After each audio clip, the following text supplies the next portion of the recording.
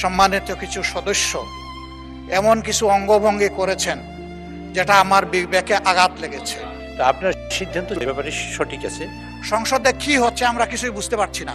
এই যে রুলিংটা, সেটা 1996 সালের 8ই আগস্ট সেই রুলটা দেওয়া হয়েছে। আমাদের এখানে নোটিশ নম্বর পর্যন্ত দেয়া আছে। যিনি নোটিশ আগে দেবেন তারটা আগে আসবে, সিরিয়ালি আগে আসবে। 8 নম্বর সিরিয়াল থেকে শুরু হয়েছে। আমরা জাতিকে নিজে শিখব, জাতিকেও আমাদের সাথে উদ্বুদ্ধ করব। এই সংসদ দেশের সর্বোচ্চ সম্মানের জায়গা। যারা এখানে নির্বাচিত হয়ে এসেছেন, দেশের জনগণের সমর্থন, ভোট, ভালোবাসা, শ্রদ্ধা নিয়ে এসেছেন। আমরা সকল সদস্যের প্রতি শ্রদ্ধা জানিয়ে বলবো, কোনো সংসদ সদস্য যখন দাঁড়িয়ে কোনো কথা বলবেন, তা নিয়ন্ত্রণ অথবা তাকে এলাও করার একক এখতিয়ার হচ্ছে মাননীয় স্পিকারের। সেই জায়গায় আজকে লক্ষ্য করলাম যে একজন স্বতন্ত্র সংসদ সদস্য তিনি যখন কথা বলছিলেন, দুঃখজনকভাবে ট্রেজারি বেঞ্চ থেকে সম্মানিত কিছু সদস্য এমন কিছু অঙ্গভঙ্গি করেছেন যেটা আমার বিবেকে আঘাত লেগেছে। আমি এটা আশা করি না।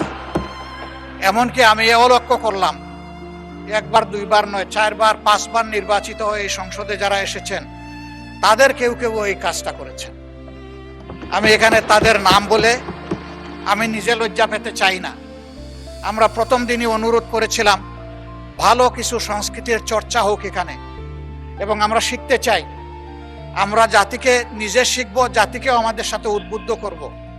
মাননীয় স্পিকার, আজকে 2 বারই লক্ষ্য করলাম যে ট্রেজারি বেঞ্চ যেখানে আপনাকে সবচেয়ে বেশি সহযোগিতা করার কথা, সেখানে আপনি বারবার অনুরোধ করা পক্ষেও তিনারা চালিয়েই যাচ্ছেন। আপনি মাইক দেন নাই, তারপরেও সংসদে কি হচ্ছে আমরা কিছুই বুঝতে পারছি না।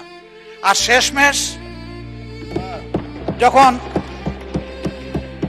মাননীয় সংসদ সদস্য রুমিন ফারহানার বক্তব্য চলছিল, বিষয়টা একেবারেই অগ্রহণযোগ্য যা করা হয়েছে। আমি এটার জন্য দুঃখ প্রকাশ করছি এবং আমি এটার নিন্দা জানাতেও বাধ্য হলাম। ধন্যবাদ মাননীয় স্পিকার। যে এই বিষয়ের এখানে যে প্রশ্নটা উঠছে যে মাননীয় সদস্য আমাদের মনিরুল হক চৌধুরী সাহেব 7 বার নোটিশ দিয়েছেন, কিন্তু তিনি একবারও পাননি, কথা বলতে পারেননি। আবার অনেকেই নোটিশ দিয়েছেন, একবারও কথা বলতে পারেনি। আবার কেউ 2-3 বার কথা বলছেন। তা আপনার সিদ্ধান্ত এ ব্যাপারে সঠিক আছে? মাননীয় বিরোধী দল নেতা অত্যন্ত সুন্দর করে সঠিকভাবে বলেছেন যে আপনার সিদ্ধান্ত চূড়ান্ত। কিন্তু মাননীয় স্পিকার, এই যে রুলিংটা, সেটা 1996 সালের 8ই আগস্ট সেই রুলিংটা দেওয়া হয়েছে। সেখানে ছিল, দেখা গেছে যে একজন মাননীয় সদস্য প্রতিদিন কথা বলেন, আর অনেক সদস্যরা যারা অনেক পায় না। এটা হলো ওই সংসদের একেবারে শেষের দিকে। তো ওই সংসদের শেষের দিকে হওয়ার কারণে মানে ওই যে এর পরবর্তী সময়ে কেউ অনুষ্ঠিত করেনি।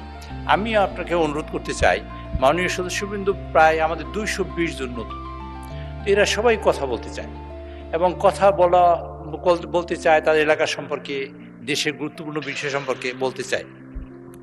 আমি সেক্ষেত্রে আমি আপনাকে অনুরোধ করি যে এখানে নোটিশ দেওয়ার ব্যাপারে আমি আপনার মাধ্যমে সকলকে অবহিত করতে চাই।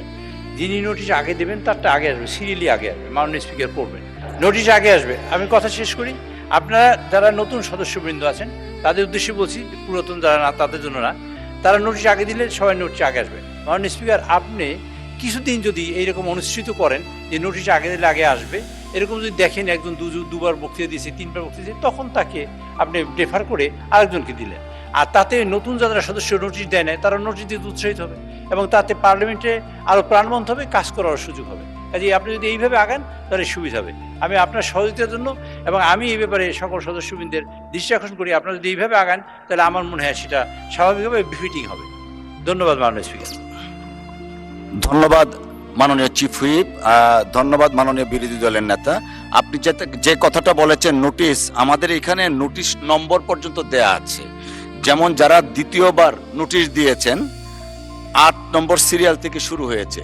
নোটিশ নম্বর 793, 794, 797, 98, 99, 800, 801, 802 এই সিরিয়ালটা মেনটেন করা হয়েছে। সো নোটিশের ক্রম অনুযায়ী এখানে সিরিয়ালটা করা হয়েছে। আপনি যদি নোটিশটাকে ফলো করেন তাহলে আমাদের নতুন সদস্যরা উৎসাহিত হবে। আপনি কয়েকদিন করেন, একজনের 2 বার 3 বার দেন, তারপর তাকে সঙ্গত কারণে একটু পিছিয়ে দিলে সে আপত্তি করবে না, বা একবার দুবার মধ্যে দিলেন। আর নতুন যারা তারা উৎসাহিত হবে এখানে নোটিশ দেওয়ার ক্ষেত্রে এবং কাজ করার ক্ষেত্রে। আমি বলি সবাই যেন পার্টিসিপেট করতে পারে। ধন্যবাদ মাননীয় স্পিকার। আমরা সেটাই করছি, যারা একবারও কিছু বলেননি তাদেরকে প্রায়োরিটাইজ করা হচ্ছে। আর দ্বিতীয়বার যারা বলবেন তাদেরটা নোটিশের সিরিয়াল অনুসারে যাওয়া হচ্ছে। অসংখ্য ধন্যবাদ সকলকেই।